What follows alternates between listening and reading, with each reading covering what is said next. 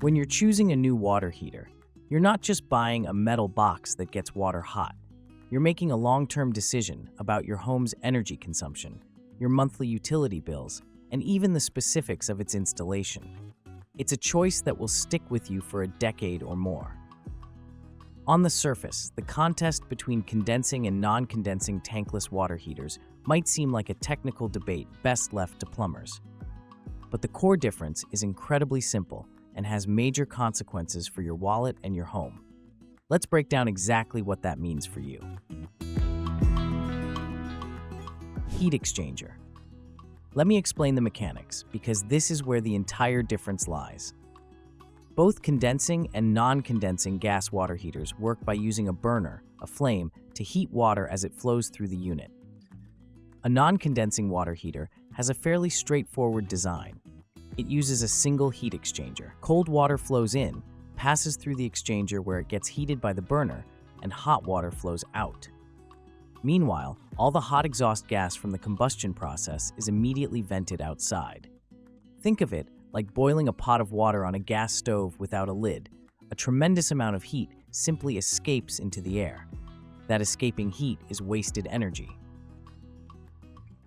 This is where a condensing water heater gets smart. It has a second heat exchanger, and this addition changes everything. After the primary heat exchanger does its job, the hot exhaust isn't immediately vented. Instead, it's redirected through this secondary heat exchanger. At the same time, the cold water entering the unit is routed through that second exchanger first before it gets to the main burner. The result? The waste heat from the exhaust pre-warms the incoming cold water. The water is already lukewarm by the time it reaches the main burner, which means the burner doesn't have to work as hard or use as much fuel to get it to your target temperature. Energy efficiency. Here's what matters most for your monthly budget: energy efficiency. Because a non-condensing unit vents its hot exhaust directly outside, it loses a significant amount of energy in the process. These units typically have a uniform energy factor, or UEF, of around 80 to 85%. What this means in plain English is that for every dollar you spend on natural gas to run the heater, about 15 to 20 cents is completely wasted and vented directly into the atmosphere. You're paying for heat that you never get to use. A condensing water heater, thanks to its secondary heat exchanger that recycles waste heat, is dramatically more efficient. These models boast efficiency ratings of over 90%, with many premium units reaching 96% or even higher. That's a massive leap. An efficiency rating of 96% means that for every dollar you spend on gas, 96 cents goes directly into heating your water, and only 4 cents is lost. This isn't a marginal improvement. It's a fundamental shift in how effectively the appliance uses fuel. Over the life of the water heater, this efficiency gap translates into substantial savings. This ability to convert more fuel into usable heat is the single biggest advantage of the condensing design. Upfront cost. There's no way around it. A condensing water heater costs more to purchase than a non-condensing one. That more sophisticated design, with its additional heat exchanger and more complex internal engineering, carries a higher price tag.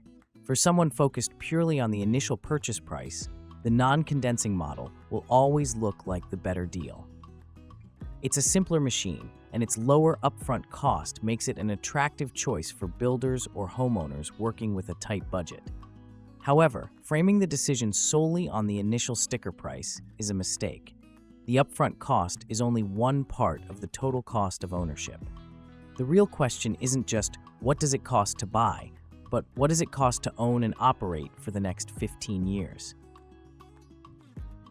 The cheaper non-condensing unit is less of a bargain when you factor in the higher energy bills you'll be paying month after month. The choice here is a classic trade-off. You either pay more now for the advanced technology and reap the savings later, or you save money on the initial purchase and accept higher operating costs for the life of the unit. Operating cost. This is the other side of the coin, and where the condensing model truly shines. Its high efficiency isn't just an abstract number on a sticker, it directly translates into lower monthly gas bills. By using 10 to 20% less fuel to produce the same amount of hot water, a condensing unit consistently costs less to run. While the savings in any given month might seem modest, they accumulate significantly over the 15 to 20-year lifespan of a tankless water heater. Think about it this way. Over years of operation, the cumulative energy savings from a condensing unit can easily exceed the initial difference in purchase price.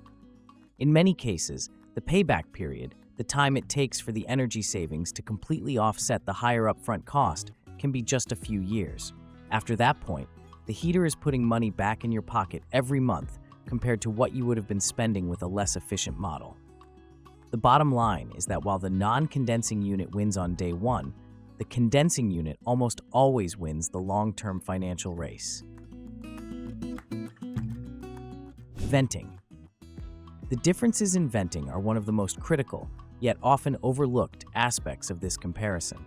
Because a non-condensing heater expels exhaust gas at extremely high temperatures, sometimes as hot as 300 to 400 degrees Fahrenheit, it requires very specific and very expensive venting material.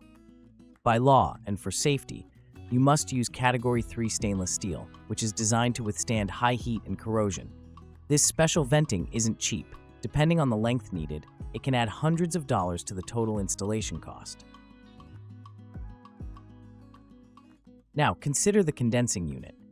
Since it has already used the secondary heat exchanger to suck most of the heat out of the exhaust, the gas it vents is much cooler, often below 100 degrees Fahrenheit. It's so cool, in fact, that you don't need expensive metal venting at all. Instead, you can use simple, inexpensive PVC or polypropylene piping, the same kind of plastic pipe used for plumbing drains. The cost difference between stainless steel and PVC venting is substantial. This can significantly offset the higher initial purchase price of the condensing unit itself, making the total installed cost much more competitive than it might first appear. Installation. Installation complexity is another key point of divergence. For a non-condensing unit, the main challenge is dealing with the specialized, expensive metal venting. But beyond that, the installation is relatively straightforward. It doesn't produce any liquid byproduct, so it can be installed in more places without needing access to a drain. The condensing unit presents a different challenge. As it cools the hot exhaust gas, the water vapor within that gas condenses into a liquid. This is literally where the name condensing comes from. This liquid, known as condensate, is mildly acidic and must be safely drained away. This means a condensing unit must be installed in a location with access to a floor drain or a condensation pump system.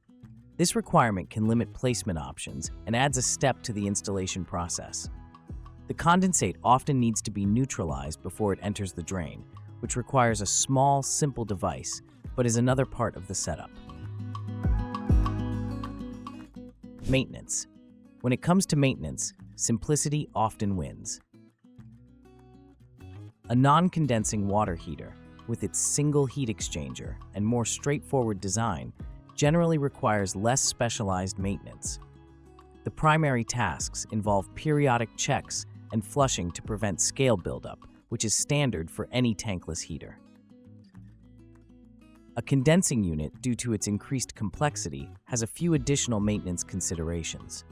The secondary heat exchanger can be susceptible to buildup and may require specific cleaning procedures. More importantly, the condensate drain line needs to be checked periodically to ensure it is clear and flowing freely. If the drain gets clogged, it can cause the unit to shut down. While this isn't difficult maintenance, it is an extra step that owners of non-condensing models don't have to worry about.